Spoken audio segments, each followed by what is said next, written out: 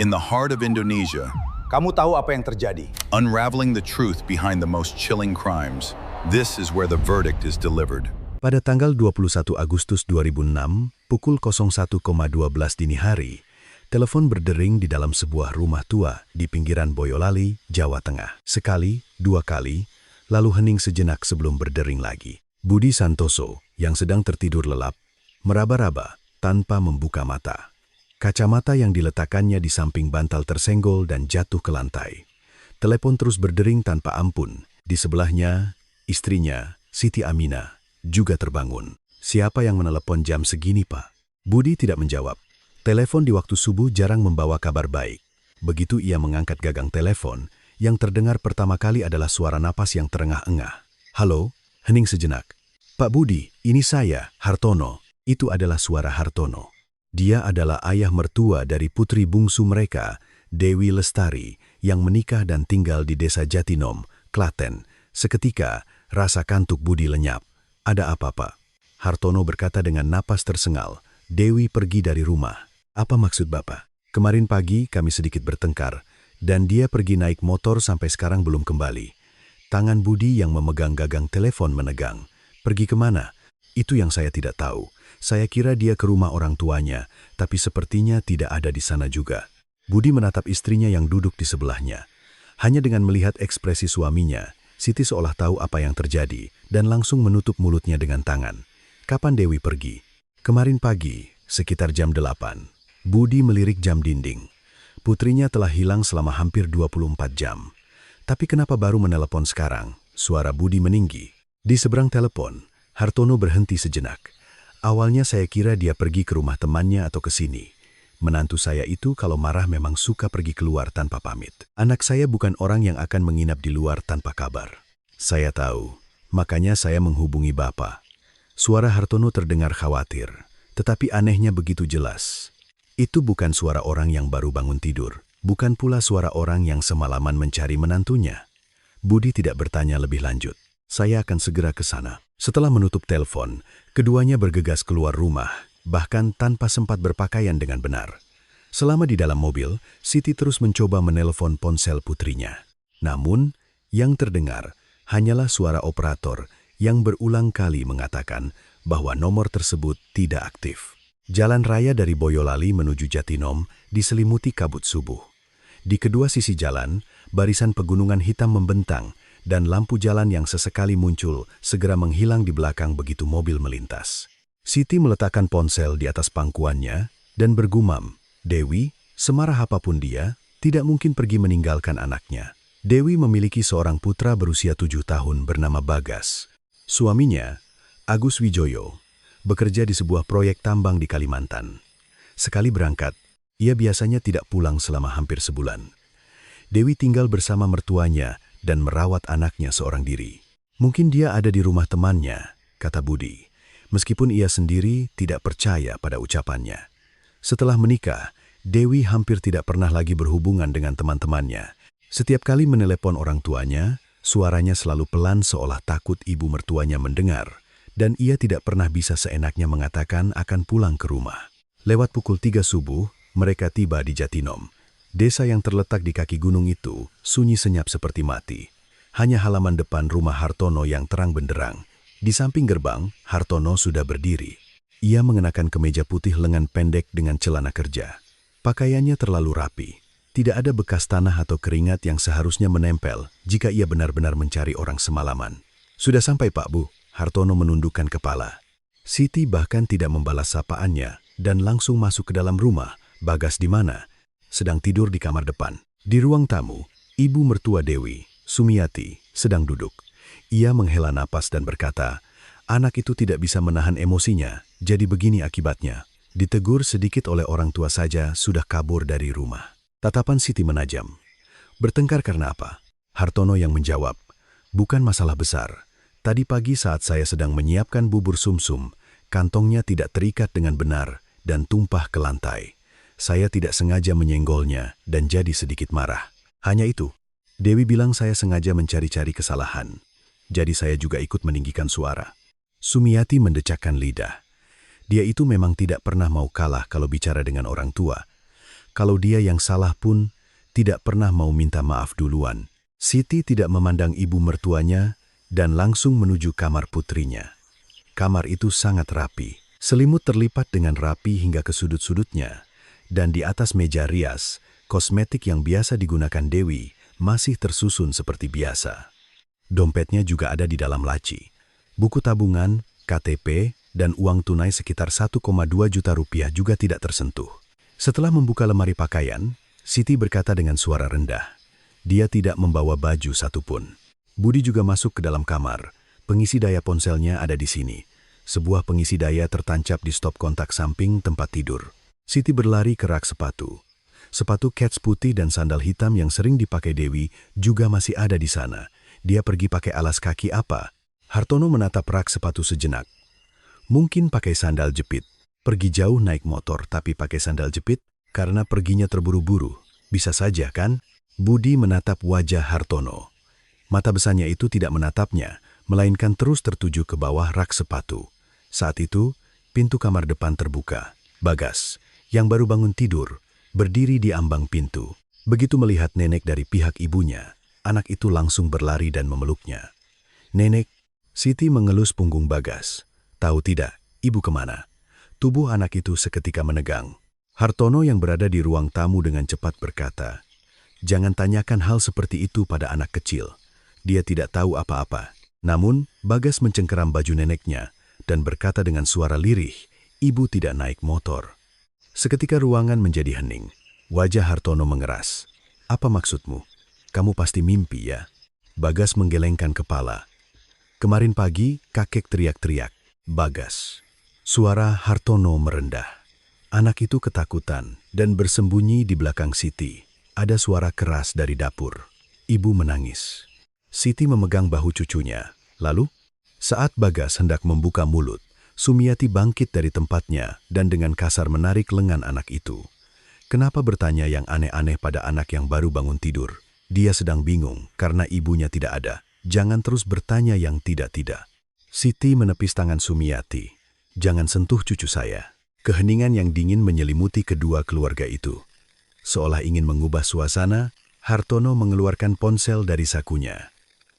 "Lihat ini dulu." Layar yang ia tunjukkan memperlihatkan punggung seorang wanita yang sedang mengendarai motor. Baju berwarna krem, celana hitam, dan rambut sebahu. Fotonya buram, sehingga wajahnya tidak terlihat, tetapi postur tubuhnya mirip dengan Dewi.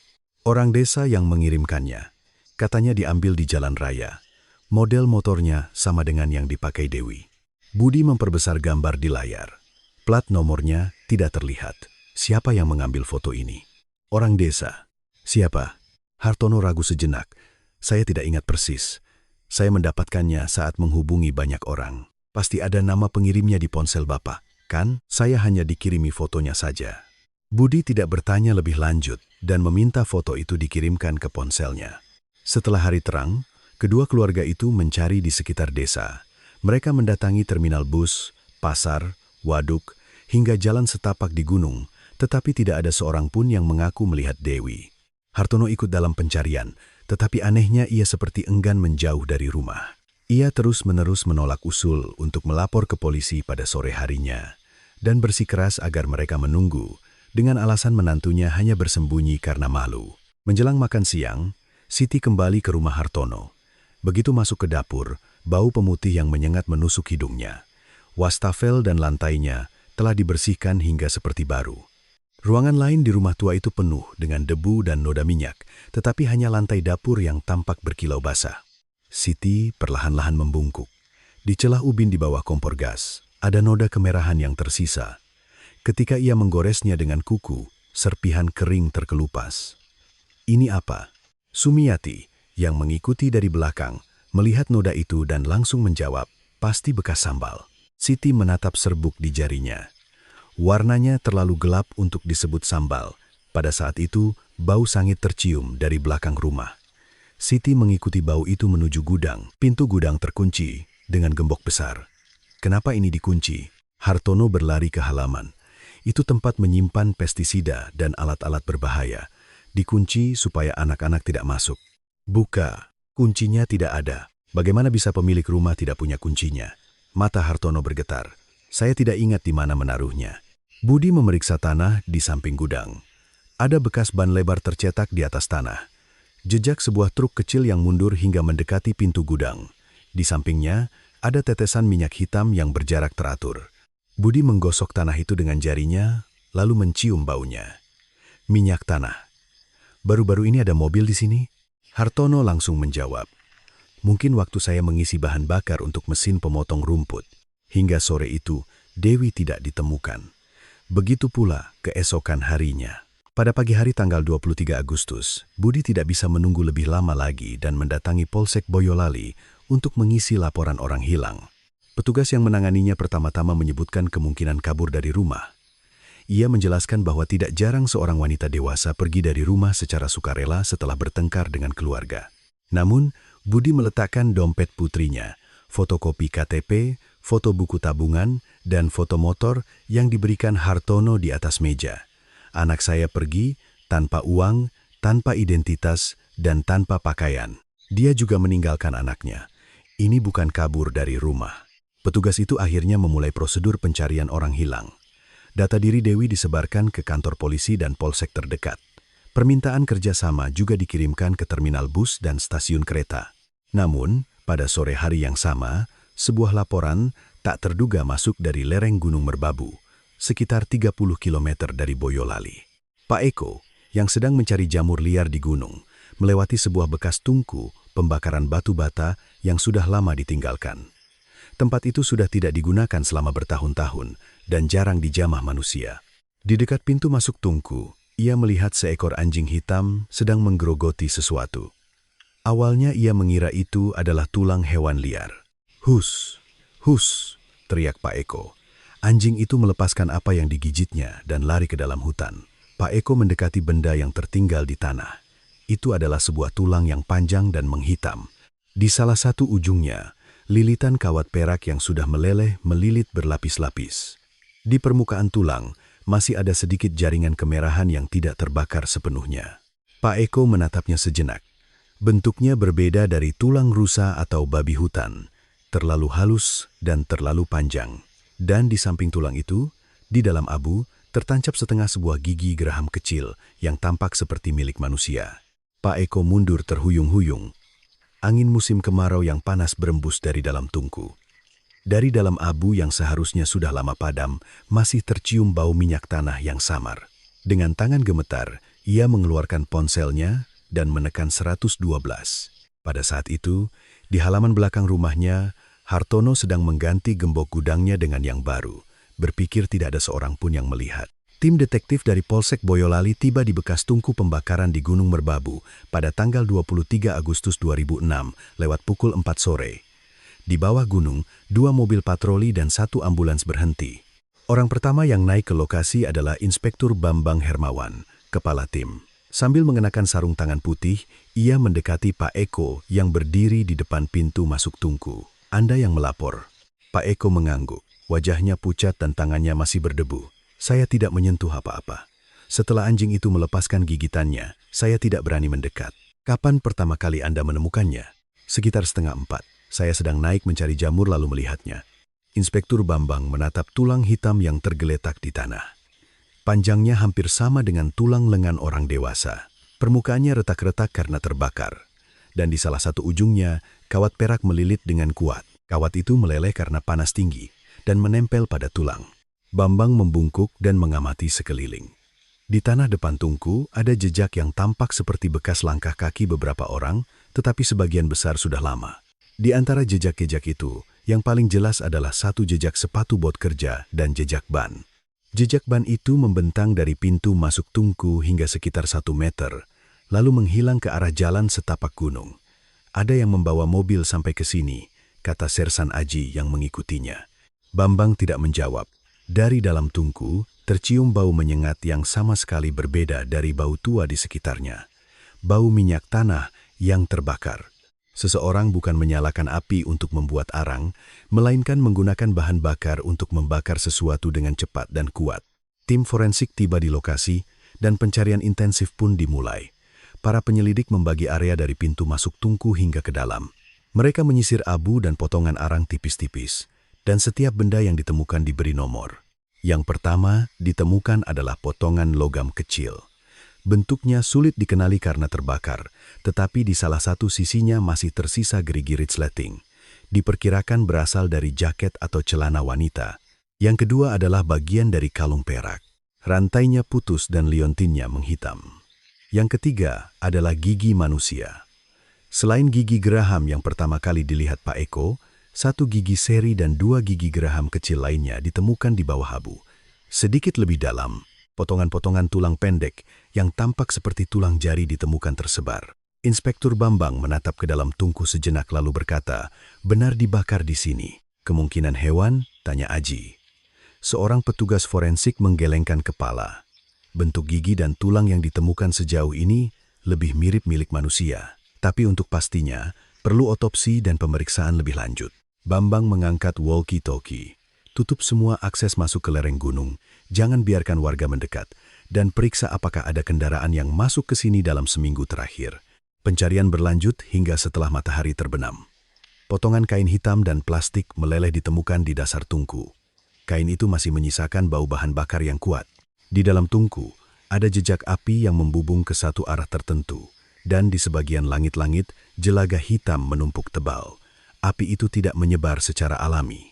Seseorang telah menuangkan bahan bakar berkali-kali, lalu menutup pintu masuk tungku dan membakarnya dalam waktu lama. Namun, tulang yang ditemukan di lokasi tidak dalam bentuk rangka utuh, hanya beberapa bagian yang diperkirakan sebagai lengan atau kaki, sementara tengkorak, panggul, dan sebagian besar tulang belakang tidak terlihat. Bambang merasa aneh dengan hal itu. "Apa semuanya lenyap terbakar?" tanya Aji. "Tulang manusia tidak akan hancur total dengan api sebesar ini," kata Bambang.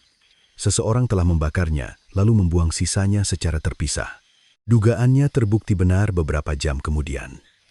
Pada pukul 19.40 malam itu, laporan lain masuk dari sebuah tempat pembuangan akhir, TPA, yang terletak di hulu Sungai Bengawan Solo. Para pekerja yang sedang memilah sampah rumah tangga menemukan beberapa potongan tulang hangus di dalam sebuah karung pakan ternak. Bambang, yang tiba di lokasi, berjongkok di depan karung itu. Di dalamnya, tulang yang terbakar dan abu bercampur aduk. Beberapa potong seukuran telapak tangan, tetapi sebagian besar pecah secara tidak beraturan, seolah sengaja dihancurkan dengan palu atau benda tumpul. Di dasar karung, ditemukan potongan kain biru tua dan pengait logam dari pakaian dalam wanita. Petugas TPA tidak ingat persis dari mana karung itu berasal. Sampah dari desa-desa di sekitar sini semuanya tercampur. Bukan hanya dari Boyolali, tapi juga dari daerah Klaten dan sekitarnya.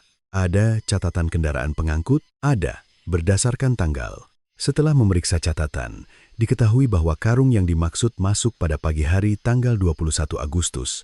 Kendaraan pengangkutnya berkeliling di Jatinom dan 3 desa terdekat. Sehari setelah Dewi dilaporkan menghilang. Di benak Bambang, kedua kasus itu mulai terhubung menjadi satu. Bekas tungku, bau minyak tanah, potongan tulang yang terpisah, sampah yang diangkut dari Jatinom, dan laporan orang hilang atas nama Dewi Lestari yang masuk 2 hari sebelumnya. Bambang segera kembali ke Polsek Boyolali dan memeriksa daftar orang hilang. Dalam seminggu terakhir, ada 3 laporan orang hilang wanita dewasa. 2 di antaranya sudah berhasil dihubungi oleh keluarga pada hari yang sama. Satu-satunya yang tersisa adalah Dewi Lestari. Tinggi badan Dewi 162 cm, berat sekitar 52 kg. Pakaian yang dilaporkan oleh keluarga saat ia hilang adalah atasan krem dan celana hitam. Namun, potongan kain yang ditemukan di tungku berwarna biru tua. Bambang bertanya kepada petugas yang membuat laporan orang hilang. Apakah keluarga melihat langsung pakaian yang dikenakannya pada hari itu? Ayah mertuanya yang mengatakan begitu. Orang lain? Tidak ada. Suaminya ada di Kalimantan dan ibu mertuanya katanya sedang pergi keluar. Jadi yang terakhir melihatnya adalah ayah mertuanya. Ya, Bambang mengetuk-netukkan jarinya pada nama yang tertulis di laporan. Hartono. Keesokan paginya, hasil pemeriksaan awal dari Pusat Laboratorium Forensik, Puslab4, tiba. Tulang yang ditemukan di tungku dan TPA semuanya berasal dari orang yang sama. Jenis kelaminnya diperkirakan wanita, dan usianya antara pertengahan 30-an hingga awal 40-an. Fakta yang lebih penting adalah tulang itu tidak hanya terbakar. Di tulang lengan bawah kanannya, Ada retakan mikro yang diperkirakan terjadi saat korban masih hidup. Cedera seperti itu bisa terjadi saat seseorang mengangkat lengan untuk melindungi kepala atau wajah. Potongan tulang kecil yang ditemukan di area leher adalah bagian dari tulang hyoid. Tulang hyoid bisa patah jika leher dicekik dengan kuat. Di potongan tengkorak ditemukan bekas pukulan benda tumpul yang lebar. Bukan hanya sekali, diperkirakan ada setidaknya 2 benturan. Beberapa tulang jari juga patah dengan arah yang berlawanan dengan sendi. Ahli forensik menulis dalam laporannya, korban telah mengalami trauma parah sebelum dibakar, dan penyebab kematian diperkirakan adalah tekanan pada leher atau cedera kepala. Bambang perlahan meletakkan dokumen itu.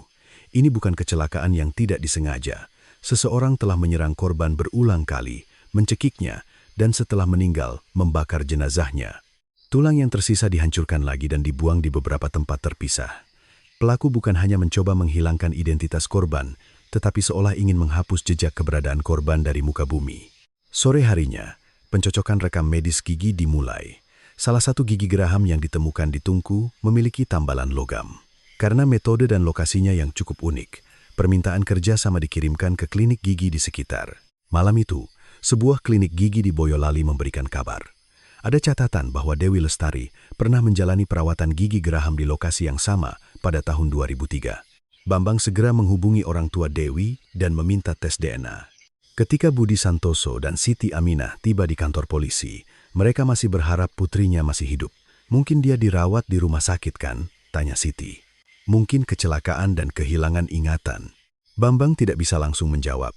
Saat ini kami sedang dalam tahap mengidentifikasi jenazah yang ditemukan. Kami membutuhkan sampel dari bapak dan ibu. Setelah memahami arti dari kata-kata itu, Siti langsung terduduk lemas. Budi memegang bahu istrinya, tetapi tangannya sendiri juga gemetar. Jadi belum pasti itu anak saya kan? Belum bisa dipastikan, kata Bambang. Meskipun rekam medis gigi, waktu hilangnya, dan lokasi penemuan sudah menunjuk ke satu arah. Hasil tes DNA keluar keesokan sorenya. DNA dari jenazah yang ditemukan memiliki kemungkinan 99,99% adalah anak kandung dari Budi Santoso dan Siti Aminah. Wanita yang ditemukan di tungku adalah Dewi Lestari. Bambang sendiri yang memberitahukan hasilnya kepada orang tua korban. Siti tidak bisa berkata apa-apa. Mulutnya terbuka, napasnya tersengal, dan akhirnya ia berlutut di lantai. Budi hanya menatap dinding untuk waktu yang lama. Ia lebih sulit menerima kenyataan bahwa jenazah putrinya tidak utuh daripada fakta kematiannya. Apakah hanya tulang yang ditemukan? Bambang ragu untuk menjawab. Kami masih terus melakukan pencarian. Wajah anak kami. Tidak ada jawaban. Budi menutupi wajahnya dengan kedua tangan. Siapa yang tega membunuh orang lalu berbuat sejauh ini? Malam itu, polisi kembali mendatangi rumah Hartono. Mendengar kabar kematian Dewi, Hartono terduduk di halaman dan memegangi kepalanya. Dengan suara terisak, ia menyalahkan dirinya sendiri. Seandainya hari itu saya tidak marah, menantu saya tidak akan pergi dari rumah. Ini semua salah saya. Namun, tidak ada air mata yang keluar. Ia hanya menutupi wajahnya sambil mengulang kata-kata yang sama. Sumiati meraung-raung di dalam kamar, tetapi di sela-sela tangisannya, ia terus menambahkan bahwa menantunya pasti bertemu orang jahat di luar. Anak itu kalau sudah marah, tidak bisa berpikir jernih. Siapa tahu dia ikut dengan siapa. Bambang melihat sekeliling rumah. Lantai dapur berbau tajam pemutih dan deterjen. Celah-celah ubin tampak memutih seolah baru disikat. Salah satu kaki meja makan warnanya berbeda, seperti baru diganti. Kapan lantai ini dibersihkan? Tanya Bambang. Sumiati terdiam sejenak. Sehari setelah menantu saya pergi, rumahnya kotor. Di saat orang hilang, kalian malah membersihkan dapur? Kalau diam saja, saya malah semakin cemas. Hartono berusaha agar para detektif tidak pergi ke belakang rumah. Namun, setelah mendengar mereka akan menyiapkan surat perintah penggeledahan, ia dengan enggan membuka pintu gudang. Di dalamnya, ada tumpukan mesin pemotong rumput, alat-alat tua, botol pestisida, dan karung pakan kosong. Aji mengangkat salah satu karung di sudut.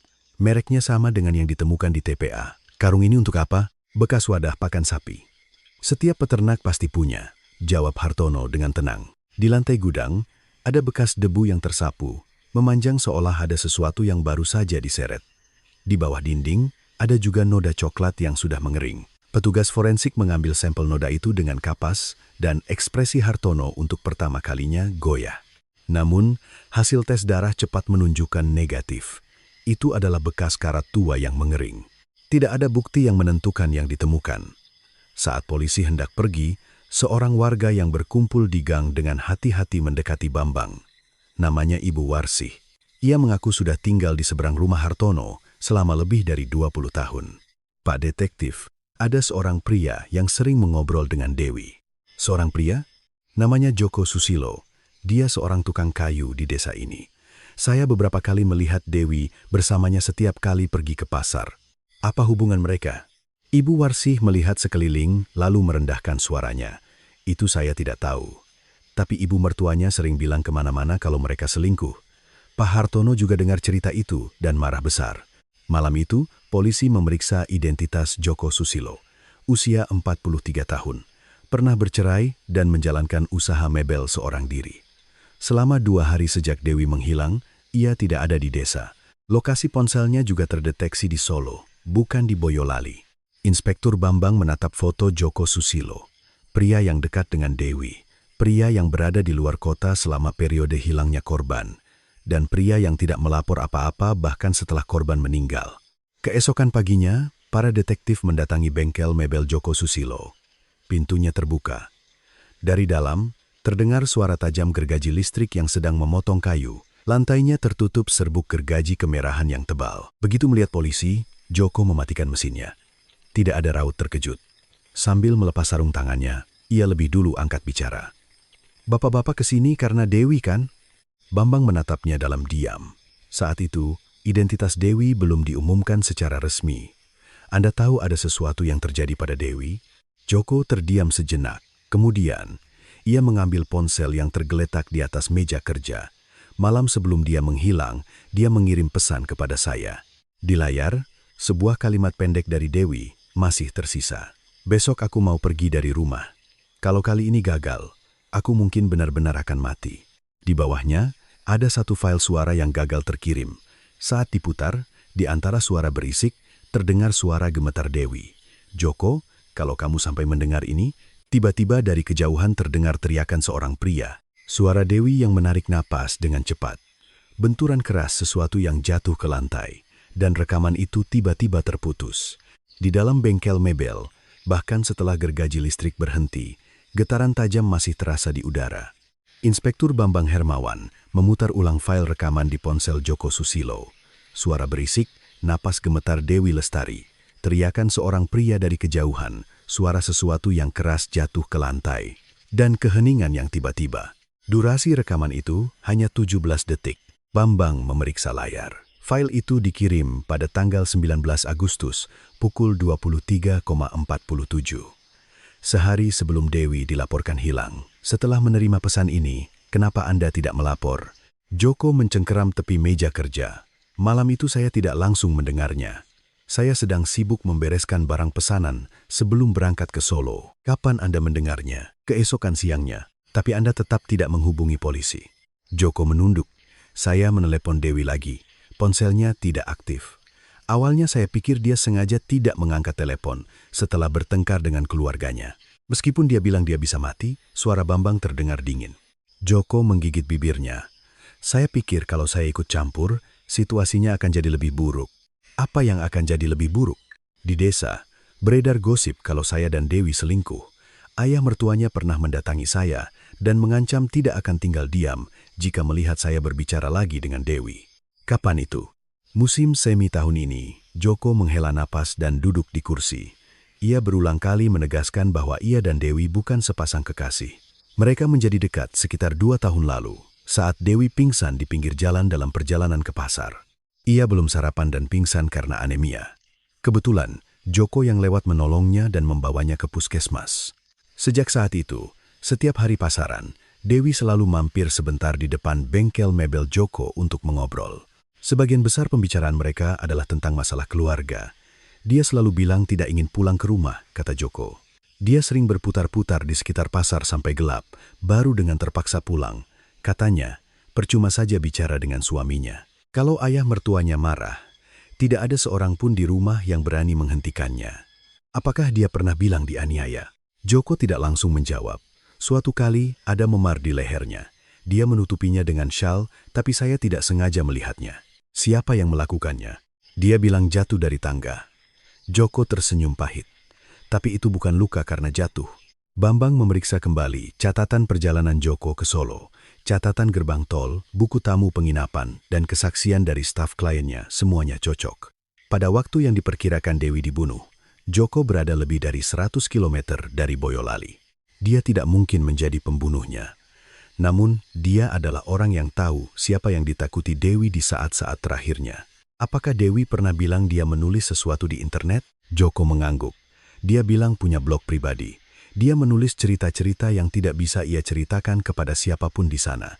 Anda tahu alamatnya? Tidak persis. Tapi dia sering menyebut Sangkar Biru. Katanya itu nama blognya. Sore itu, polisi mendapatkan catatan pendaftaran komputer dan ponsel Dewi.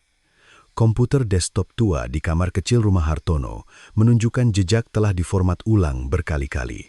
Riwayat kunjungan browser semuanya telah dihapus dan sebagian hard disk rusak.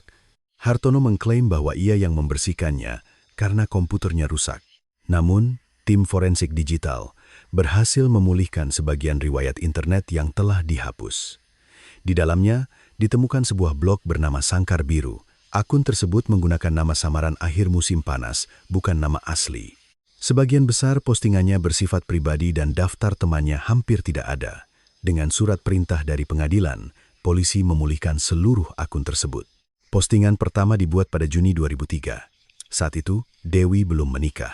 Tulisannya berisi cerita tentang keinginannya untuk bepergian, impian membuka toko bunga kecil, dan rencana untuk tinggal sendirian di Jakarta sebelum berusia 30 tahun. Di foto, Dewi tersenyum cerah. Namun, sejak menjelang pernikahannya pada tahun 2004, suasananya mulai berubah. Ibu bilang aku harus segera menikah sebelum terlambat. Kalau aku bilang ingin hidup sendiri, beliau bilang aku anak egois. Hari ini aku membicarakan pernikahan dengan pria yang baru kutemui. Dia tidak menatapku, hanya membicarakan orang tuanya. Aku merasa bukan akan menikah, tapi seperti pindah ke penjara lain. Tulisan setelah menikah menjadi semakin kelam. Selama beberapa bulan pertama, Dewi berusaha untuk menyenangkan keluarganya. Ia bangun pukul 5 pagi untuk menyiapkan sarapan, membantu di sawah dan pekerjaan rumah. Bahkan setelah hamil, ia tidak bisa beristirahat. Ada beberapa tulisan bahagia saat ia melahirkan putranya, tetapi itu tidak berlangsung lama. Ibu mertua bilang, aku wanita malas hanya karena anakku menangis. Bapak mertua bertanya, berapa banyak uang yang kubawa dari rumah orang tuaku. Dia menggeledah dompetku dan bahkan memeriksa buku tabunganku. Mas Agus hanya bilang sabar sedikit. Kata-kata itu sekarang terdengar seperti membunuhku. Para penyelidik menyusun postingan berdasarkan tanggal. Sejak 2015, Dewi mencatat bahwa mertuanya memisahkan makanan untuknya dan anaknya. Daging dan telur di dalam kulkas disimpan dalam wadah yang digembok, dan bahkan makanan yang dibawa Dewi dari rumah orang tuanya disembunyikan oleh ibu mertuanya. Pada suatu musim dingin tahun 2016, ada tulisan tentang Bagas yang demam tinggi, tetapi ayah mertuanya tidak mengizinkannya menggunakan truk, sehingga Dewi harus menggendong anaknya berjalan kaki ke puskesmas. Pada postingan tahun 2018, untuk pertama kalinya muncul konten tentang kekerasan langsung. Hari ini Bapak menjambak rambutku. Alasannya karena meja makan terlambat disiapkan. Aku bilang pada Mas Agus, tapi dia bilang, Bapak tidak mungkin seperti itu. Aku sekarang jadi tidak percaya pada apa yang kulihat sendiri. Di rumah ini, orang yang dipukul menjadi pembohong, dan orang yang memukul menjadi yang paling merasa benar. Bambang duduk di depan monitor untuk waktu yang lama tanpa berkata apa-apa. Dewi telah meminta bantuan berkali-kali, namun semua permintaannya diabaikan atas nama keluarga. Dalam tulisan 3 bulan terakhir, sebuah tempat yang sama muncul berulang kali. Kandang ternak di belakang rumah, dan sebuah gudang pendingin kecil yang menempel di baliknya. Bapak bilang, jangan masuk ke ruangan itu. Katanya itu tempat menyimpan hasil panen dan obat-obatan. Tadi malam aku mendengar suara goresan dari dalam ruangan itu. Terlalu keras dan lama untuk disebut tikus. Ada air hitam mengalir dari bawah pintu. Ibu bilang itu es yang mencair. Kuncinya ada di ikat pinggang Bapak. Tulisan yang dibuat 3 hari sebelum hilang hanya 1 baris. Apakah wanita yang hilang dari rumah ini sebelum aku juga pernah melihat ruangan itu? Bambang membaca tulisan itu 2 kali. Wanita yang hilang sebelum aku. Aji bergumam di sebelahnya. Polisi memeriksa kembali silsilah keluarga Agus Wijoyo. Agus memiliki catatan pernikahan sebelumnya. Istri pertamanya, Ratna Sari, menikah pada tahun 1998 dan menghilang sekitar setahun kemudian. Saat itu, keluarga Hartono mengklaim bahwa Ratna kabur dengan pria lain. Tidak ada laporan orang hilang yang dibuat. Keluarga Ratna juga sudah putus kontak dengannya dan tidak ada yang aktif mencarinya.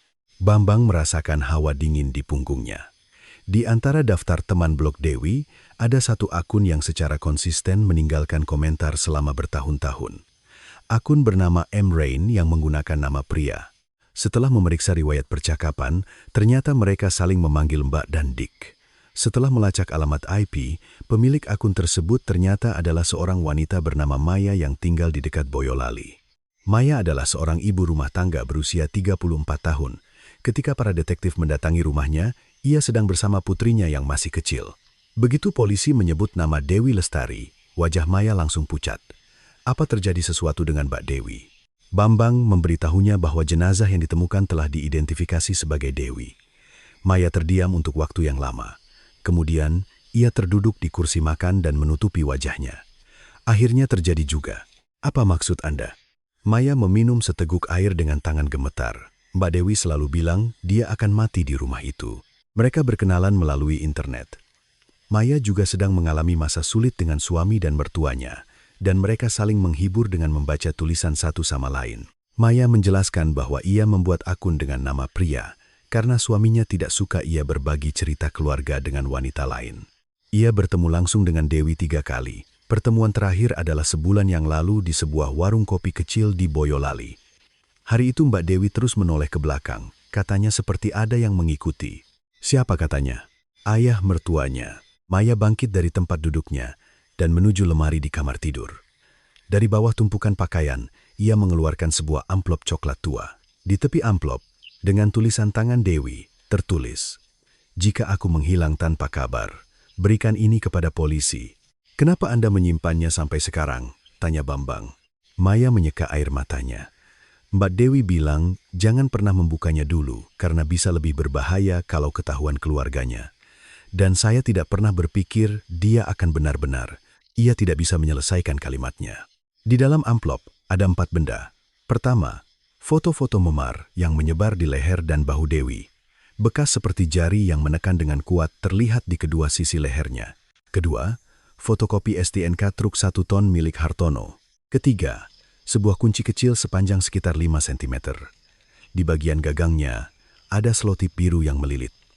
Terakhir selembar kertas memo yang terlipat. Tolong periksa bagian dalam dinding gudang pendingin di belakang kandang ternak. Malam itu polisi mengajukan surat perintah penggeledahan tambahan untuk rumah Hartono. Keesokan paginya, pukul 6 pagi, Inspektur Bambang beserta para detektif dan tim forensik tiba di rumah di Jatinom. Hartono menghalangi di depan gerbang. Bukankah semuanya sudah diperiksa? Kenapa kematian menantu saya terus dihubungkan dengan rumah kami?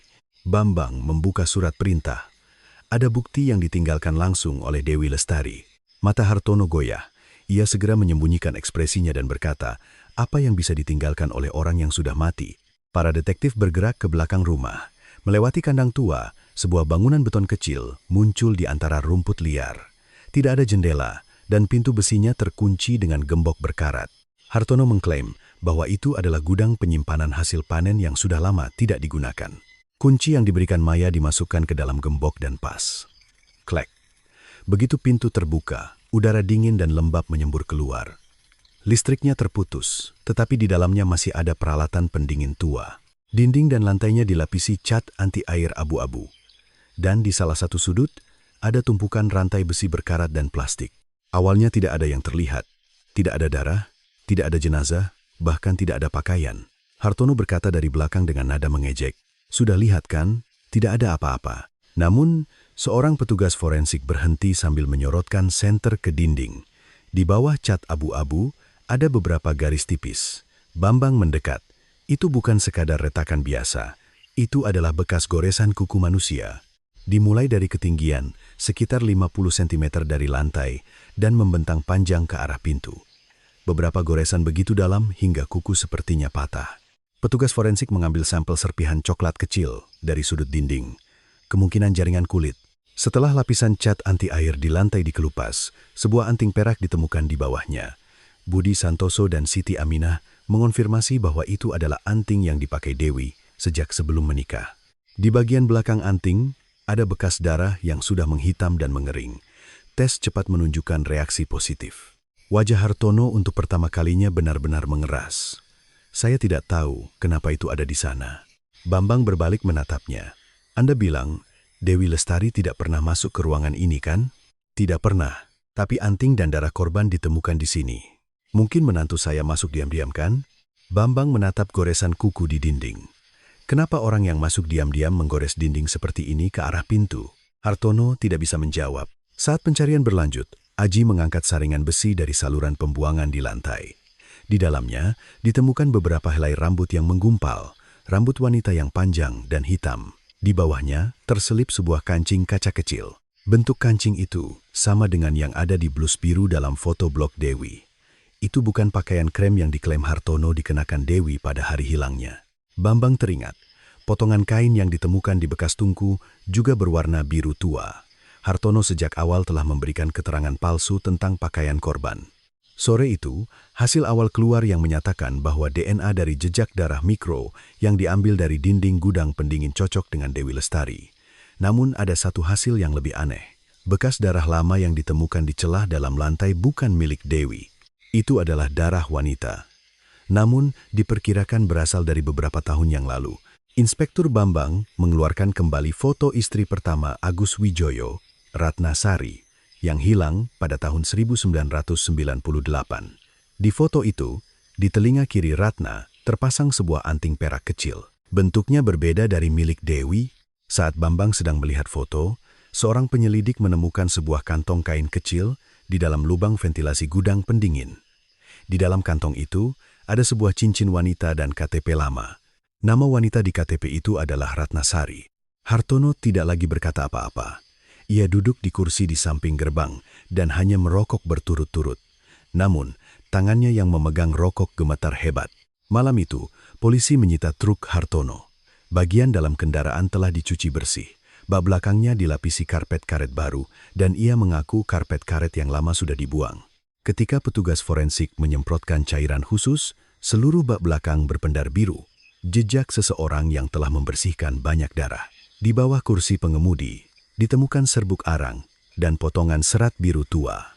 Bambang menutup pintu mobil dan berkata dengan suara rendah, "Sekarang sudah pasti ini dimulai dari rumah ini." Tapi itu masih belum cukup. Tidak ada yang melihat saat Dewi dibunuh. Alat pembunuhan juga belum ditemukan. Hartono mengklaim semua bukti itu hanya kebetulan atau seseorang sengaja menjebaknya. Dan pertanyaan terpenting masih tersisa. Foto yang ditunjukkan Hartono untuk membuktikan bahwa Dewi telah meninggalkan rumah. Siapakah wanita di foto yang mengendarai motor itu? Keesokan paginya, Bambang memperbesar salah satu papan nama yang samar-samar tertangkap di latar belakang foto. 4 kata yang ditulis dengan huruf merah nyaris tidak terbaca. Warung mie ayam Boyolali. Foto itu bukan diambil di Jalan Raya Jatinom, seperti yang diklaim Hartono, melainkan di depan sebuah warung mie di pusat kota Boyolali. Tim investigasi mendapatkan rekaman CCTV lama dari warung tersebut, dan di layar, wanita yang dimaksud muncul. Sebuah truk putih yang mengikutinya dari belakang juga terekam. Nomor platnya tidak jelas, tetapi di kaca depan kanannya tertempel sebuah jimat berwarna merah. Jimat yang sama persis dengan yang ada di truk Hartono. Bambang menghentikan video.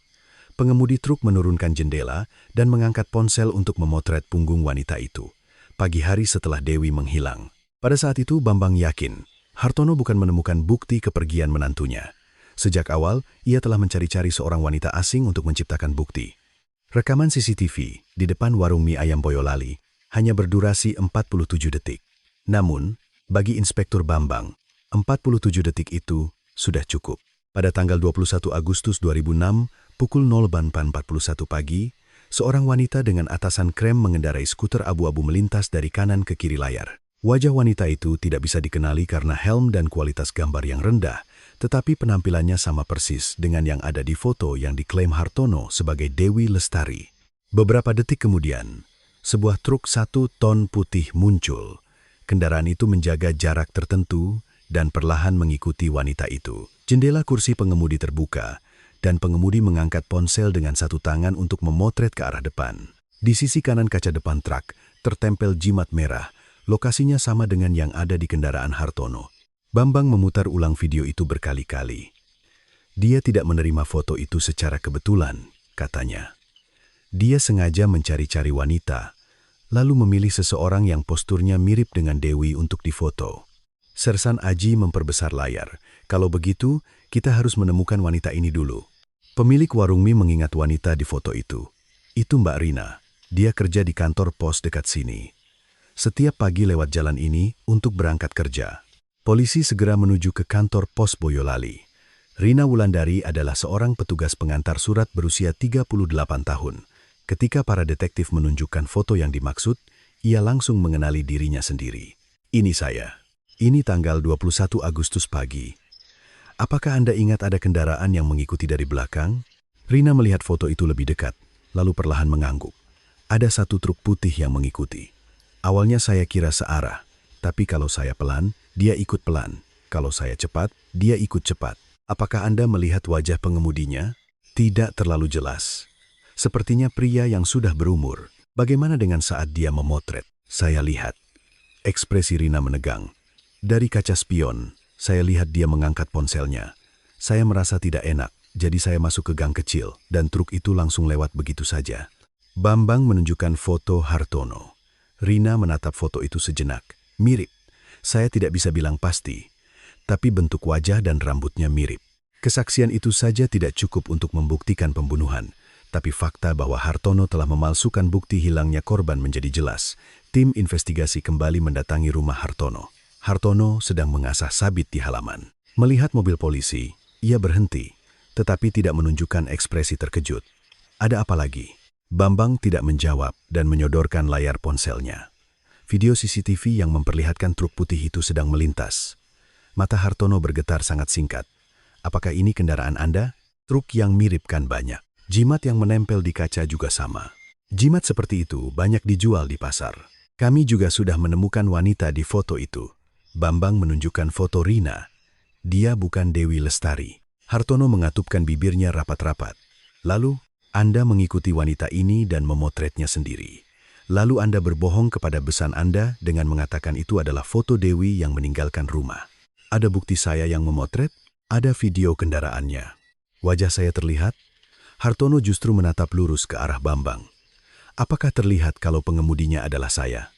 Suaranya tidak lagi menunjukkan kecemasan seperti sebelumnya. Ia tenang, seperti orang yang sudah menghitung dengan tepat batasan dari bukti yang ada. Melihat sikap itu, Bambang yakin. Hartono bukan orang tua yang panik setelah melakukan kejahatan karena amarah sesaat. Dia tahu persis apa yang harus ia sembunyikan. Sebaiknya Anda mengatakan yang sebenarnya sekarang. Yang sebenarnya sudah saya katakan. Anda mencoba membuat bukti bahwa menantu Anda pergi dalam keadaan hidup, kan? Itu yang ingin kalian percayai, kan? Hartono kembali meletakkan sabitnya di atas batu asah. Suara tajam besi yang beradu dengan batu menggema panjang di halaman. Saya juga kasihan pada menantu saya yang sudah meninggal. Tapi kasihan bukan berarti saya pelakunya, kan? Sore itu, polisi memeriksa kembali alibi Hartono jam per jam.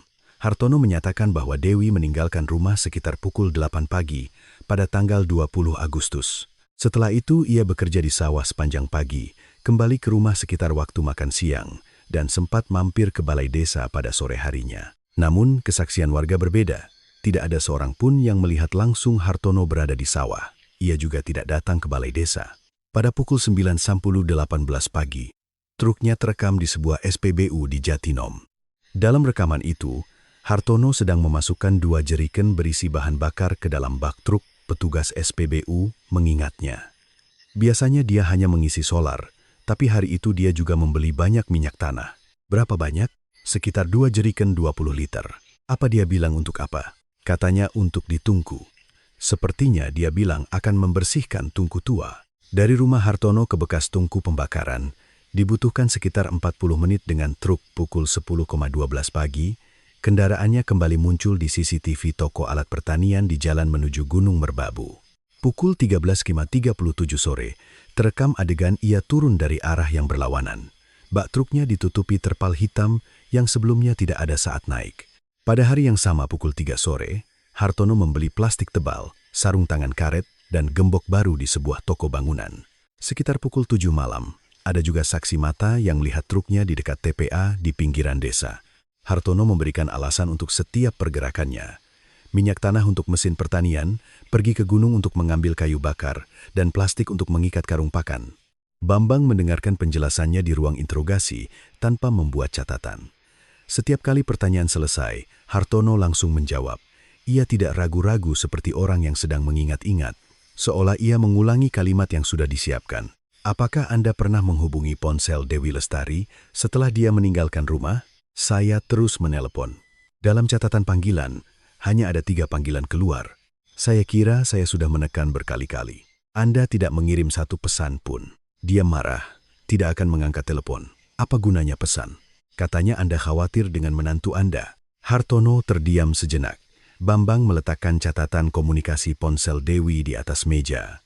Ponsel Dewi terhubung ke menara BTS di dekat rumah Hartono hingga pukul 06.52 pagi pada tanggal 20 Agustus. Setelah itu, ponselnya dimatikan. Namun, pada pukul 23.19 malam itu, ponselnya sempat menyala kembali. Lokasi koneksinya bukan di rumah, melainkan di dekat jembatan Jatinom di hulu Sungai Bengawan Solo. Sekitar 3 menit kemudian, ponsel itu benar-benar mati. Lokasinya dekat dengan tempat ditemukannya skuter Dewi. Di mana Anda pada waktu itu? Tanya Bambang. Tidur di rumah. Ada yang bisa membuktikan? Istri saya. Ibu Sumiati bersaksi bahwa Anda baru masuk ke kamar setelah lewat tengah malam. Rahang Hartono mengeras. Istri saya salah lihat jam. Membuang motor Dewi ke sungai juga salah lihat? Bambang menyodorkan foto penemuan skuter. Sebuah skuter abu-abu yang terbenam di dasar sungai. Plat nomornya dilepas dan lubang kuncinya dirusak dengan alat tajam. Hartono menatap foto itu tetapi tidak berkata apa-apa. Serat yang ditemukan di bak truk Anda juga jenisnya sama dengan blus Dewi Lestari. Reaksi darah juga ditemukan. Menantu saya sering naik mobil saya. Di gudang pendingin, ditemukan darah dan jaringan kuku korban. Pasti masuk diam-diam. Di bekas tungku, digunakan minyak tanah yang sama dengan yang Anda beli. Berapa banyak orang di daerah itu yang menggunakan minyak tanah yang sama? Anda bahkan memalsukan foto. Hartono bersandar di kursi. Foto itu saya ambil karena kebetulan mirip dengan menantu saya. Untuk pertama kalinya, kesaksiannya berubah. Bambang langsung bertanya, jadi Anda mengakui bahwa Anda yang memotretnya sendiri? Mata Hartono goyah. Bukan begitu. Tadi Anda bilang dikirim oleh orang lain. Saya salah ingat. Jadi, pagi hari setelah menantu Anda meninggal, Anda kebetulan melihat wanita yang mirip, lalu mengikutinya dan memotretnya. Hartono tidak lagi menjawab.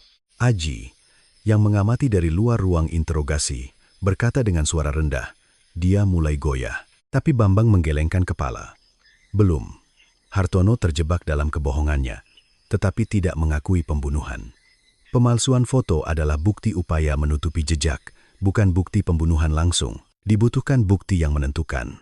Malam itu, tim investigasi kembali menggeledah seluruh rumah Hartono. Ubin lantai dapur dibongkar satu persatu.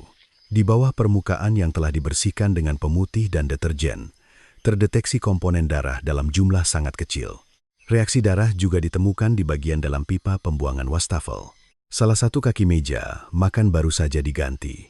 Di kaki meja kayu tua yang ditemukan di sudut gudang, ada noda coklat gelap yang tersisa. Hasil tes menunjukkan itu adalah darah Dewi. Di permukaan kayu, menempel beberapa helai rambut. DNA dari akar rambut juga cocok dengan Dewi. Di sudut kaki meja makan, ditemukan jejak jaringan dan lemak mikro yang bisa terjadi saat kepala mengalami benturan. Bambang berdiri di tengah dapur dan melihat sekeliling. Dewi pertama kali diserang di sini. Dia jatuh ke lantai dan kepalanya terbentur sudut atau kaki meja makan. Setelah itu, ia diseret dalam keadaan hidup ke gudang pendingin. Di ambang pintu belakang yang menuju gudang, juga ditemukan bekas darah yang diseka memanjang. Jejak menyeret mayat? Tanya Aji. Bambang menyorotkan senter ke lantai. Bisa jadi bukan mayat. Apa maksudnya? Ada bekas goresan kuku di gudang. Dewi masih hidup setelah diserang di dapur. Dia sadar kembali, atau sejak awal tidak sepenuhnya pingsan. Seseorang mengurungnya di dalam gudang dan mengunci pintunya. Dan Dewi menggores dinding dan pintu untuk keluar. Malam itu, Sumiati dipanggil secara terpisah ke kantor polisi. Dalam pemeriksaan awal, ia menyatakan bahwa saat Dewi meninggalkan rumah, ia sedang bermain kartu di rumah temannya. Ia baru pulang sore hari dan mendengar dari suaminya bahwa menantunya telah hilang. Namun, setelah memeriksa kesaksian wanita-wanita yang katanya bermain kartu bersamanya, ternyata Sumiati sudah meninggalkan tempat itu sebelum pukul 10 pagi. Jarak ke rumah Hartono hanya 15 menit berjalan kaki. Kemungkinan besar ia tiba di rumah sekitar pukul 10.20 pagi. Tepat setelah truk Hartono berangkat menuju Gunung Merbabu, Bambang meletakkan foto bekas darah di dapur di depan Sumiati. Apa yang Anda lihat saat pulang ke rumah? Saya tidak melihat apa-apa. Ada darah di lantai. Saya tidak tahu. Seseorang telah membersihkannya. Pasti Dewi yang melakukannya. Dewi Lestari kemungkinan besar sudah berada di tungku pada saat itu. Tangan Sumiati gemetar. Saya tidak tahu. Siapa yang membersihkan lantai? Sudah saya bilang tidak tahu. Bambang mengeluarkan foto kaki meja makan yang telah diganti. Ini juga tidak tahu. Sumiati memalingkan wajah. Pasti suami saya yang menggantinya. Kapan? Tidak ingat. Pada hari menantu Anda hilang, Anda memasang kaki meja baru, membersihkan lantai dengan pemutih, dan mencuci pakaian yang terkena darah. Tapi Anda tetap tidak tahu apa-apa? Bibir Sumiati mulai bergetar. Orang itu kalau sudah marah tidak ada yang bisa menghentikan. Bambang tidak berkata apa-apa. Sumiati, menyadari apa yang baru saja dikatakannya, langsung terdiam. Siapa yang marah? Hanya asal bicara. Bagaimana kalau Pak Hartono marah? Sumiati memilin-milin jarinya. Dia melempar barang dan berteriak. Memukul orang juga, kalau tinggal bersama keluarga, bisa saja tangan melayang. Apakah dia memukul Dewi Lestari? Saya tidak melihat. Bagaimana dengan Ratna Sari? Begitu nama istri pertama, Agus Wijoyo disebut, Sumiati menahan napas. Reaksinya terlalu jelas. Bambang meletakkan foto KTP lama dan cincin di atas meja. Kenapa barang-barang milik Ratna Sari ada di dalam lubang ventilasi gudang pendingin? Begitu melihat foto-foto itu, Sumiati mulai menangis. Namun, itu lebih seperti ketakutan seseorang yang rahasianya tiba-tiba terbongkar di depan mata daripada kesedihan. Wanita itu kabur, tapi KTP dan cincin kawinnya ditinggal. Dia pergi ikut laki-laki lain. Siapa? Sumiati tidak menjawab. Sebutkan namanya. Tidak tahu. Anda melihatnya kabur? Suami saya yang bilang begitu. Lagi-lagi Hartono. Bambang menarik kursinya ke depan. Pada hari Dewi Lestari meninggal, apa yang Anda lihat saat pulang ke rumah? Sumiati menunduk sambil terisak. Pertanyaan yang sama berlanjut selama hampir 10 menit. Akhirnya, ia membuka mulut. Ada darah di dapur. Ruang interogasi menjadi hening. Darah siapa? Dewi terbaring di lantai. Apakah dia masih hidup? Sumiati menutupi wajahnya dengan kedua tangan. Masih bernapas. Di mana Pak Hartono? Ada di sebelahnya. Di tangannya ada kabel listrik. Kalimat Sumiati terputus. Bambang mencondongkan tubuhnya ke depan. Lanjutkan. Dia menyuruh saya masuk ke kamar. Kenapa tidak melapor? Saya takut Anda masuk ke kamar meninggalkan menantu Anda yang masih hidup? Sumiati menangis sambil menggelengkan kepala. Saat saya mau keluar, suami saya menunjuk ke Bagas. Katanya kalau saya buka mulut, anak itu juga akan bernasib sama. Bambang mengatupkan rahangnya. Apa yang terjadi setelah itu? Ada suara dari arah gudang. Suara apa? Suara pintu digedor. Suara Sumiati semakin pelan. Dewi dari dalam minta tolong. Berapa lama? Saya tidak tahu persis. Sekali? Berkali-kali? Terus-menerus. Sumiati menutup telinganya. Dia terus menggores pintu dan memanggil ibu. Bambang memejamkan mata sejenak, lalu membukanya. Tapi Anda tidak membukakan pintu? Sumiati tidak menjawab. Di mana Pak Hartono? Dia pulang dari SPBU, pergi membeli minyak tanah. Sumiati mengangguk. Setelah pulang, dia membuka pintu gudang. Lalu, saya tidak melihat. Suara apa yang Anda dengar? Tubuh Sumiati mulai gemetar hebat. Dewi menjerit. Lalu, suara rantai besi diseret di lantai. Suara sesuatu dipukul berkali-kali. Setelah berapa lama menjadi sunyi? Ya, saat Hartono keluar dari gudang. Apa yang dia bawa? Sumiati memejamkan mata. Dia menyeret sesuatu yang terbungkus selimut biru. Seukuran manusia. Ia mengangguk sangat kecil. Setelah itu Anda membersihkan lantai. Suami saya yang menyuruh. Mengganti kaki meja juga? Karena ada darahnya. Kesaksian Sumiati menempatkan Hartono di pusat kasus. Namun, hingga akhir, ia bersikeras tidak melihat langsung adegan pembunuhan. Ia mengklaim hanya ikut serta dalam pembersihan dan kebohongan karena diancam. Bambang merapikan surat kesaksian dan bangkit dari kursinya. Saat itu, telepon dari tim forensik berdering. Saat melakukan pencarian ulang di sekitar bekas tungku, sebuah jeriken plastik hangus ditemukan di bawah celah batu. Jeriken minyak tanah 20 liter. Pegangannya meleleh karena panas, tetapi tidak hancur total. Sepertinya seseorang dengan tergesa-gesa melemparnya untuk disembunyikan di bawah rumput dan batu. Di dalam jeriken, masih tersisa sedikit minyak tanah. Komponennya cocok dengan bahan bakar yang terdeteksi di dasar tungku. Dan di bagian dalam pegangan, terdeteksi 3 sidik jari parsial. 1 terlalu buram untuk dicocokkan. 2 sisanya jelas. Keduanya cocok dengan sidik jari tangan kanan Hartono. Keesokan paginya, pukul 05.40, Hartono ditangkap di halaman depan rumahnya. Ketika polisi memborgolnya, ia tidak melawan. Sebaliknya, ia menatap warga yang berkumpul di depan gerbang dan berteriak, "Mana bukti aku membunuhnya? Hanya dengan jeriken minyak tanah. Kalian bisa menjadikan seseorang pembunuh?" Sebelum memasukkannya ke mobil polisi, Inspektur Bambang berkata pelan, "Bukan hanya jeriken." Hartono menatap tajam ke arah Bambang. "Istri Anda sudah bersaksi semuanya." Pada saat itu, untuk pertama kalinya, ketenangan di wajah Hartono lenyap. Ia menatap ke dalam rumah. Di balik jendela, Sumiati yang sedang mengintip buru-buru menutup tirai. Hartono mengatupkan giginya dan bergumam, "Berani sekali perempuan itu." Bambang tidak melewatkan kata-kata itu. Itu adalah kemarahan yang bahkan tidak muncul saat ia mendengar berita kematian menantunya. Wajah yang hanya bereaksi pada fakta bahwa istrinya telah mengkhianatinya. Tepat sebelum pintu mobil polisi ditutup, Hartono berkata dengan suara rendah, "Pak Detektif, kalian semua belum tahu apa-apa." Bambang bertanya, "Apa yang tidak kami ketahui?" Hartono perlahan menyunggingkan senyum. Kenapa menantu itu pantas dipukul? Mobil polisi melaju. Bambang menatap rumah Hartono yang disinari cahaya fajar kemerahan. Bekas darah di lantai dapur, goresan kuku di dinding gudang pendingin, tulang hitam di tungku arang, motor yang ditenggelamkan di sungai, dan adegan pelarian yang tidak pernah ada. Sekarang yang tersisa adalah mendengar langsung dari mulut Hartono tentang apa yang terjadi pagi itu. Dari saat Dewi Lestari jatuh di dapur hingga api di tungku padam. Dengan ekspresi apa ia menyerang menantunya, mengapa ia mengurung wanita yang masih hidup di gudang, dan bagaimana ia mengubah tubuh manusia menjadi abu dan serpihan tulang. Namun, Bambang belum tahu bahwa setelah pengakuan pertama Hartono selesai, kasus ini justru akan mengarah pada kematian yang lebih lama lagi. Setelah ditangkap, Hartono mengulangi kalimat yang sama selama 11 jam. "Saya tidak membunuh menantu saya."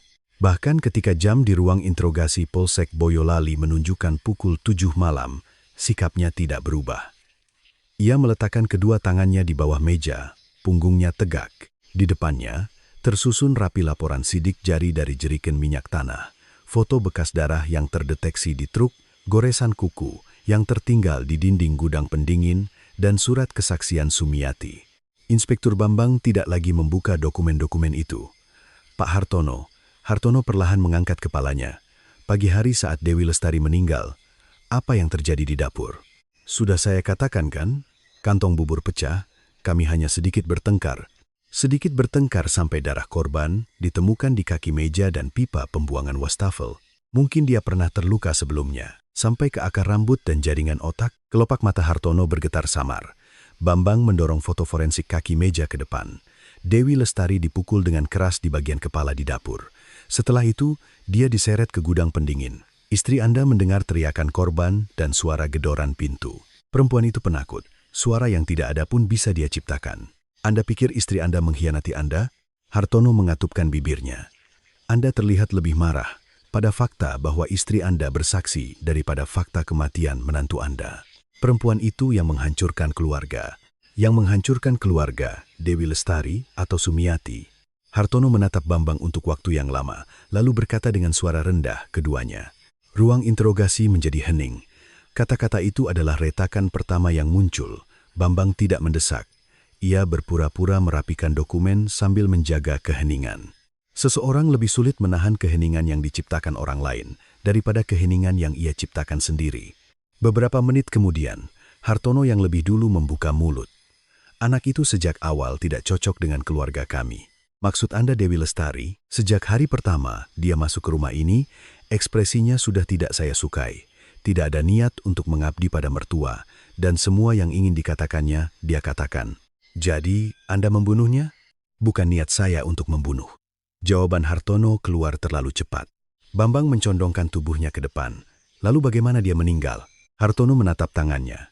Di bawah kukunya masih ada kotoran hitam sisa bekerja di ladang. Pagi itu, saya sedang menyiapkan bubur. Saat membuka tutup panci, uap panas mengenai tangan saya. Saya kaget dan mundur, lalu menyenggol kantong bubur. Kantongnya tidak terikat dengan benar, jadi semuanya tumpah ke lantai. Kantong yang diikat oleh Dewi Lestari? Mungkin begitu. Anda yakin? Hartono tidak menjawab. Sebenarnya, kantong bubur itu diikat oleh Hartono sendiri pada malam sebelumnya.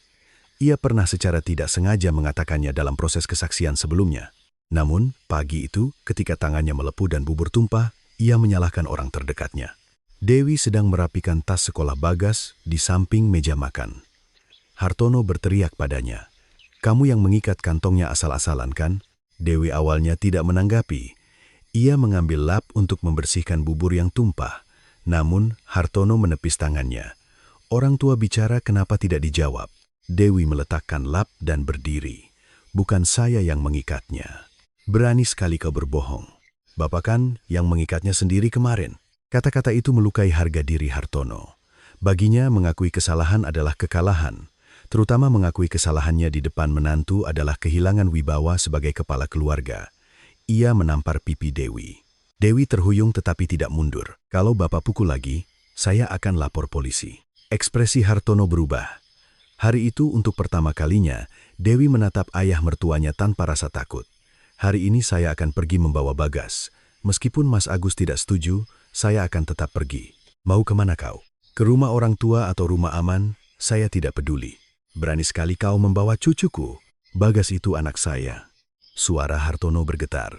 Dia itu darah daging keluarga Wijoyo. Dewi mengeluarkan kata-kata yang selama ini disembunyikannya. Ia mengatakan telah menitipkan foto, rekaman, buku harian, dan catatan rumah sakit kepada orang lain. Ia memperingatkan bahwa jika terjadi sesuatu padanya, polisi akan mengetahui semuanya. Kata-kata itu benar. Namun, bagi Hartono, itu terdengar seperti ancaman. Ia mengambil tutup panci presto yang ada di atas meja. Bambang memotong ceritanya. "Di mana Anda memukulnya?" Hartono terdiam. Hasil otopsi sudah ada. Berbohong pun tidak akan mengubah apa-apa. "Kepala. Berapa kali?" "1 kali. Di tengkorak ada bekas benturan setidaknya 2 kali. Hartono menelan ludah. "Pertama saya pukul sekali.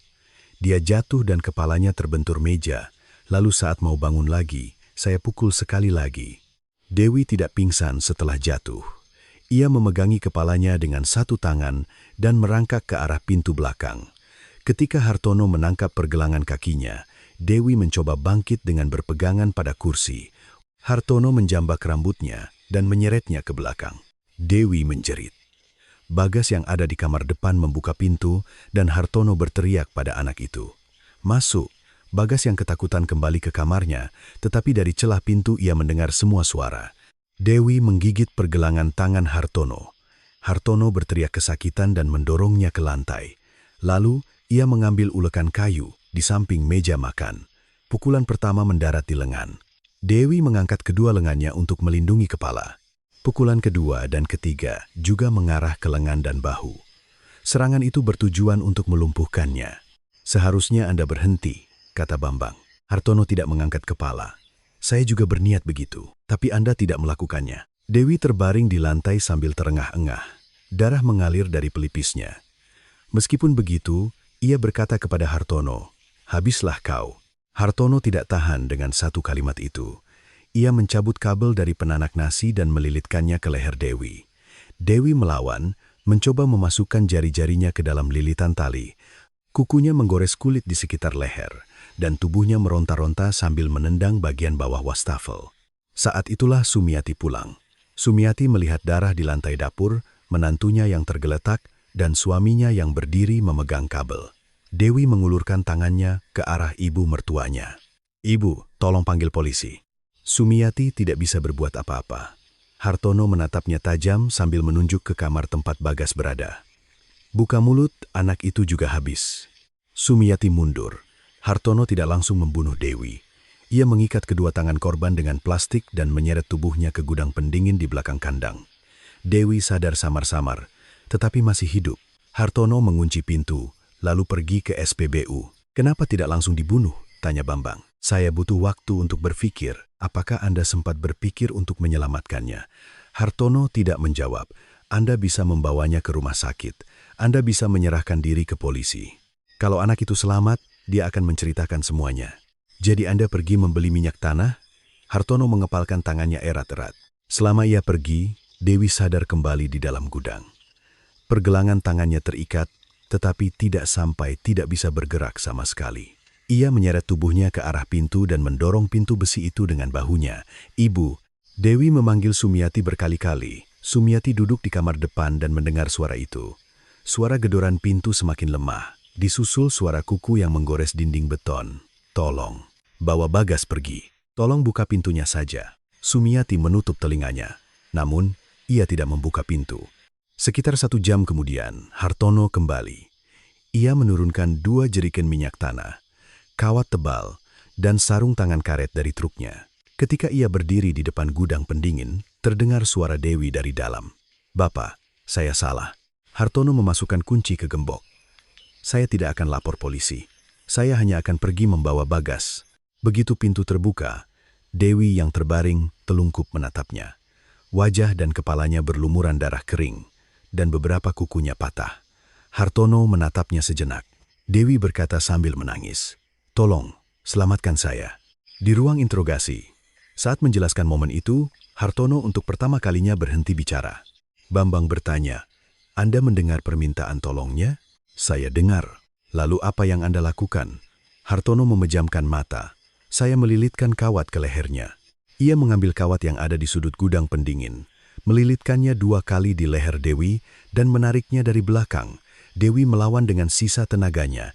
Ia menendang tulang kering Hartono dengan tumitnya dan mencoba membalikkan badan untuk melepaskan kawat.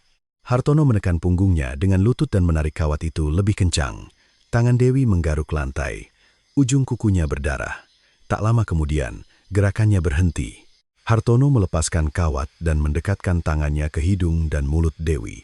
Tidak ada napas yang terasa. Namun, ia tidak tenang hanya dengan itu. Ia mengambil palu yang ada di gudang dan kembali memukul kepala Dewi. Bambang mengatupkan rahangnya. "Kenapa Anda memukul lagi orang yang sudah tidak bergerak? Takut dia hidup lagi?" Jawaban itu tidak mengandung penyesalan atau keraguan. Hartono mencoba melepas cincin dari jari Dewi. Tapi jarinya bengkak dan cincinnya tidak bisa lepas.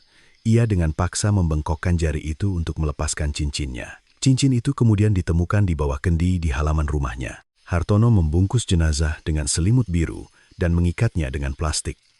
Dalam proses itu, salah satu anting Dewi jatuh ke lantai gudang.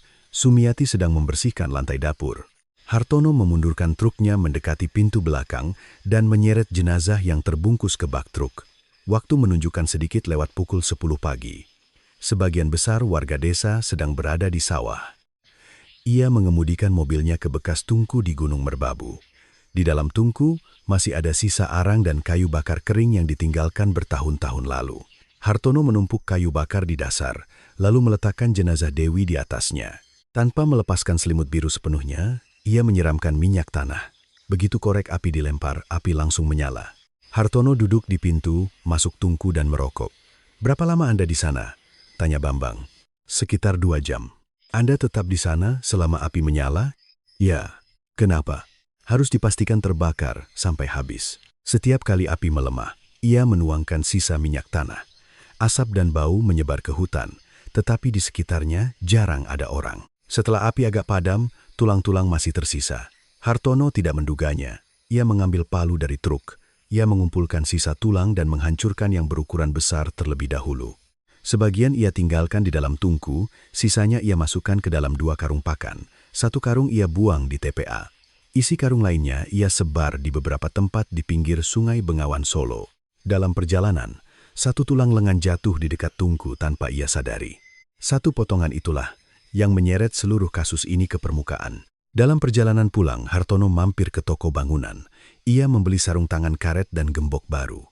Ketika malam tiba, ia memuat skuter Dewi ke truknya dan membawanya ke bawah jembatan Jatinom. Ia sempat menyalakan ponselnya untuk memeriksa pesan dari suami Dewi, lalu melemparkannya ke sungai. Skuter juga didorong masuk. Keesokan paginya, ia berkeliling kota Boyolali mencari wanita yang posturnya mirip dengan Dewi. Menemukan Rina Wulandari adalah kebetulan, tetapi memotretnya adalah rencana. Ia memotret punggung Rina, lalu menunjukkannya kepada Budi Santoso sambil berkata, Dewi pergi dari rumah dalam keadaan hidup. Ketika pengakuan Hartono selesai, jam di ruang interogasi menunjukkan lewat pukul 11 malam. Inspektur Bambang memeriksa alat perekam. Saya tanya sekali lagi, alasan Anda membunuh Dewi Lestari benar-benar hanya karena satu kantong bubur? Hartono menggelengkan kepala. Bukan hanya karena bubur. Lalu karena apa? Anak itu meremehkan saya. Di rumah saya, dia tidak mau mendengarkan kata-kata saya. Dia bilang mau membawa cucu saya pergi dan mau melaporkan keluarga kami ke polisi. Bambang berkata dengan dingin, Dewi Lestari tidak berniat menghancurkan keluarga. Dia hanya berusaha untuk bertahan hidup. Hartono mencibir, menantu itu tugasnya sabar dan nurut. Jadi Anda membunuhnya karena dia tidak mau menurut. Bambang tidak lagi bertanya. Saat ia keluar dari ruang interogasi, Aji berlari menghampirinya dengan tergesa-gesa. Pak Inspektur, hasil pemeriksaan bekas darah lama dari gudang pendingin sudah datang. Bambang mengambil dokumen itu. Darah itu bukan milik Dewi Lestari. Dan hasil tes menunjukkan kecocokan tinggi dengan data genetik dari keluarga pihak ibu menantu pertama yang hilang, Ratna Sari. Aji berkata dengan suara rendah, bisa jadi Hartono tidak hanya membunuh Dewi. Bambang menatap ke dalam ruang interogasi melalui kaca. Hartono bersandar di kursi dengan mata terpejam. Sulit dipercaya bahwa orang itu baru saja menceritakan bagaimana ia memukul, mengubur, dan membakar seseorang. Wajahnya begitu tenang. Bambang membuka kembali pintu ruang interogasi. Hartono membuka matanya. Ada apa lagi? Bambang meletakkan foto Ratna Sari dan laporan forensik darah di depannya. Pada musim dingin tahun 1999, apa yang Anda lakukan pada menantu pertama Anda? Untuk pertama kalinya, semua ekspresi lenyap dari wajah Hartono. Hartono menatap foto Ratna Sari untuk waktu yang lama. Foto itu diambil pada musim gugur 1998.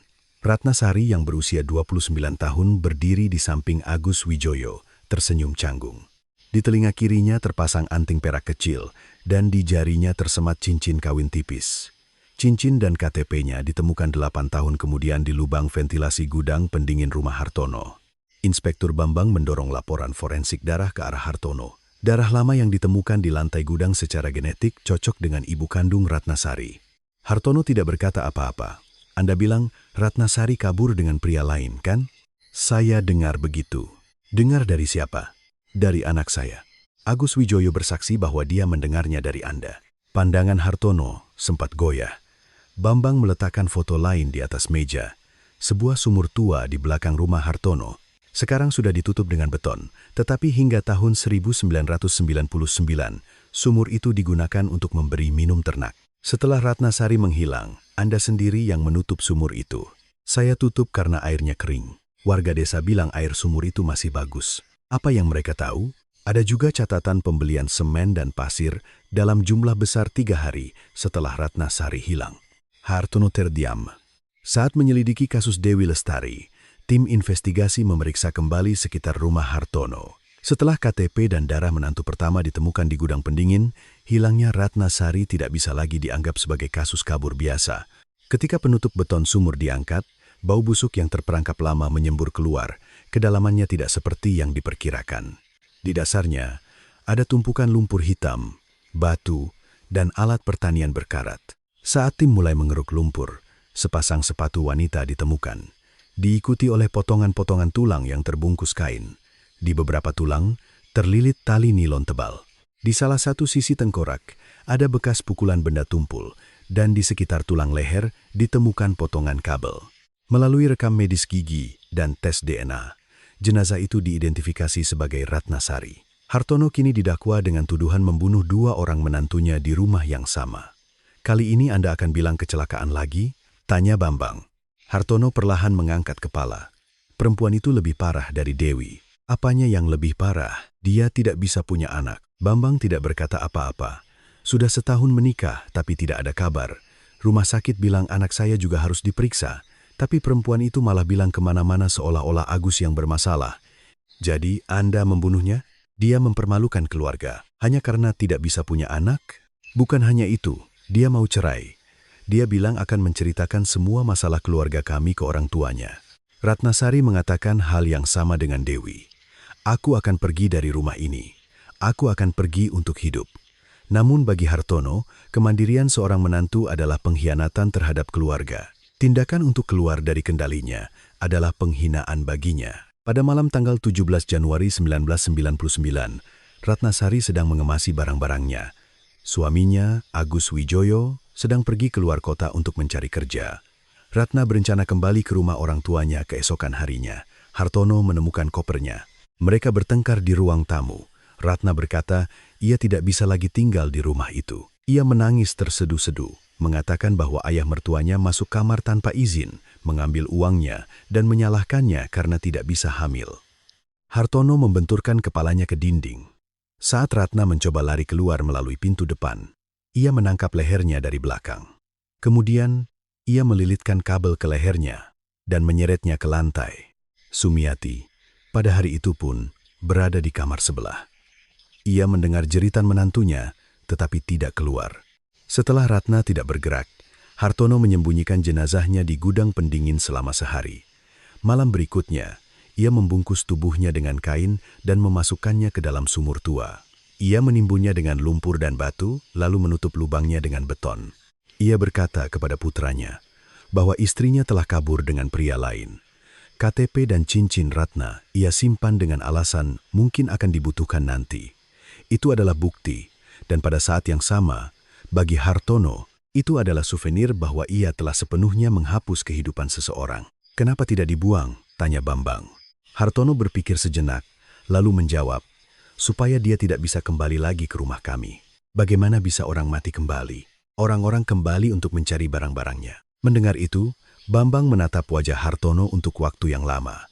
Baginya, kedua menantu itu bukan keluarga. Bukan orang yang dibawa pulang oleh putranya, bukan orang yang makan bersama, bukan pula orang yang melahirkan cucunya. Mereka lebih seperti barang yang bisa digunakan jika patuh dan bisa disingkirkan jika membangkang. Setelah pengakuan tambahan Hartono, Sumiati juga diperiksa kembali. Ia tahu situasi pada hari kematian Ratnasari. Selama suaminya menutup sumur, ia membersihkan darah di dalam rumah dan membakar pakaian serta tas menantunya. Pada hari Dewi dibunuh, ia bertindak dengan cara yang sama seperti 8 tahun lalu.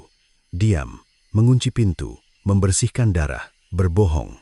Di ruang interogasi, Sumiati menangis dan mengklaim bahwa ia juga korban suaminya. Kalau saya melawannya, saya juga dipukul. Saya takut mati. Inspektur Bambang bertanya, apakah Anda juga takut ketika Ratnasari meminta tolong? Sumiati mengangguk. Ketika Dewi Lestari memanggil ibu dari dalam gudang juga, Sumiati tidak menjawab. Keduanya meminta bantuan Anda. Suara Bambang rendah tetapi tegas. Anda mungkin tidak mencekik mereka secara langsung, tetapi Anda bisa membuka pintu. Anda bisa melapor ke polisi. Anda bisa lari ke rumah tetangga membawa anak itu. Saya tidak bisa berbuat apa-apa. Tidak berbuat apa-apa adalah pilihan Anda. Sumiati akhirnya ditahan dengan tuduhan turut serta dalam pembunuhan, penyembunyian jenazah, dan penghilangan barang bukti. Agus Wijoyo juga diperiksa. Ia kurang lebih tahu bahwa kedua istrinya berada dalam ancaman serius dari ayahnya. Ketika istri pertamanya, Ratnasari, menghilang, ia tidak meragukan kata-kata ayahnya. Sebaliknya, ia menyalahkan istrinya karena telah mengkhianatinya. Ketika istri keduanya, Dewi, berulang kali mengeluh ingin pergi dari rumah, ia hanya berkata untuk bersabar demi merawat orang tua. Pesan terakhir yang dikirim Dewi sehari sebelum dibunuh juga terungkap dalam proses investigasi. Mas Agus, aku mau pergi bawa Bagas. Aku sudah tidak tahan. Hari ini Bapak mencekik leherku lagi. Agus menjawab begini, kamu itu terus memancing emosi Bapak. Akhir bulan ini aku pulang, sabar saja sampai saat itu. Dan ia meneruskan pesan Dewi kepada ayahnya.